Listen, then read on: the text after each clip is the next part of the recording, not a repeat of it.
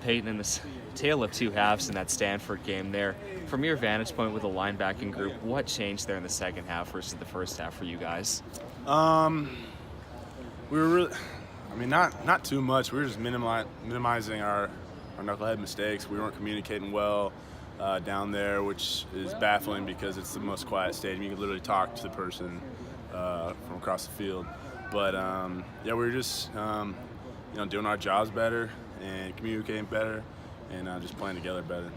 Coach Clays has seemed to be pretty shrewd with his halftime adjustments. Specifically for you all, what did he switch up that put you all in better situations to make tackles at the line of scrimmage? We really didn't make too many halftime adjustments. We just knew, that we're in a dangerous spot. Anytime an opponent puts us down at half, our back's against the wall, we kind of play more with a chip on our shoulder the second half. So, whether we coming into halftime up or down, we're a dangerous team in the second half. And we just knew we had to tackle better, play together better, and that's what we did. Dominic Silvas is a young guy, but he had some huge stops there in the second half, particularly that one on 4th and 2. Playing alongside him, where have you really seen him grow the most as a player? He's a smart kid, and he played inside backer with us, and then got moved to rush once Chima unfortunately tore his Achilles. So he's really embraced that role, and he's just continuing getting better each week. He's a smart kid, and there's a couple plays down at Stanford, and he was calling the defense, and communicating his tail off, to be honest. So he's just trying to do the best for the defense, and he's doing a good job with it. Marcus Strong and Darian Moulton, they kind of got picked on in the first half. They're having to go one-on-one against Arcega Whiteside, but Marcus in particular and Darian, they made some big stop against him there down the stretch. What did you see from them out there that might have switched up their performance, and what was their reaction like in the locker room after playing a role in such a big win? Yeah, they're studs. Molt's been a stud for us for a long time, and Marcus, last year had a great year and is having a good year this year. But they're just persistent and determined to be those guys out there that we can count on. It's I'm not saying that all those PI calls were legitimate. I think some of them were kind of bogus. They're bullshit. Yeah. And so we try and encourage those guys after each play. Next play mentality, because we have faith in them and we got their back, and we know that they got ours. Sorry if they've already asked you this, but Cal with two quarterbacks, they've kind of gone to both guys all year. What do you see out of both of those guys, and what challenges do they present? They got two quarterbacks. One likes to run the ball a little bit more. The other is more of a pocket passer. Well, both of them like to scramble, so we're just like when we played Huntley and Herbert. We just got to contain them and stop them from scrambling, stop them from their QB runs. They have Bud Baldwin there as an offensive coordinator, so he's gonna pick up what Utah and Eastern, whatever they ran worked against us. We're probably going to see it again. So we're just going to have to be ready for it and ready to stop the quarterbacks. What makes that offense so challenging? You obviously saw it at Eastern and Cal last year, and have had kind of two tough games against Bo in that offense. There's just a lot of stuff going on. They're not afraid to put in a whole new offense in a week. Like I said, Bo Baldwin is a heck of a coach, heck of an OC. So we just got to really prepare for anything.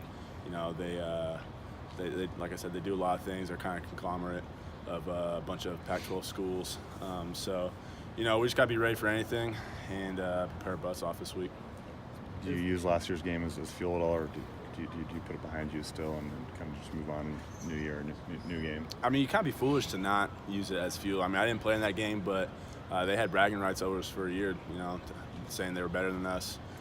So, it doesn't matter who we play, especially at home. We don't lose at home. But definitely, we got to get revenge on these guys, especially for last year's team. It's been well known you have a strong family history here at Wazoo. Do you take any extra pride going into a game on Dad's weekend, or is it just another day? I haven't really thought about that. My dad's at every game. He supports me home and away. My family is awesome with traveling and supporting me. But yeah, no, I guess so. Dad's weekend, is special to him more so than other weekends. So, you know, I just try to put on for all the dads out there and just have fun with it. You guys were ranked 8th in the college football playoff rankings today. I know you guys don't pay attention to that stuff, but just from where this program was when you got to Pullman and now today, what was it kind of just say about what's happened here in 6 years? Yeah, it's been a journey, and it's been fun. You know, this is our goal all along. When I came in with that 2013 class, to put this program on top, especially in the Pac-12.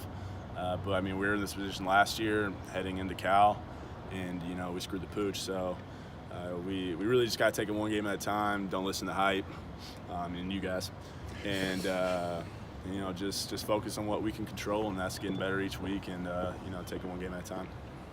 2016 season, you guys are ranked pretty high as well, heading in kind of to the second half of the season. What have you learned from that year, and what can you change during this season? No, there's a lot of lessons to be learned from last year. So yeah, heading into the Cal game, we're 8th in the country maybe. Don't really recall, but you know we were on our high horse, and you know Cal humbled us badly. So you can learn from that and just know that you can't get complacent. You gotta stay hungry each week and just try to get better and take it one game at a time. Was that one of the more frustrating ones for you to watch, just knowing that maybe if they had a leader back there in the defense, a few things could kind of go differently and change the game a little bit? I mean, yes and no. You always think about that. You know, I would have maybe made that play or that play, but there was a lot of things that went wrong in that game, and so I don't think my presence can be contributed to the win or loss at all. So, like I said, we're just gonna try and get revenge on these guys, and you know, we respect the heck out of this team, out of Cal, but you know they're coming in our house, and you know we're gonna get after it. It's good.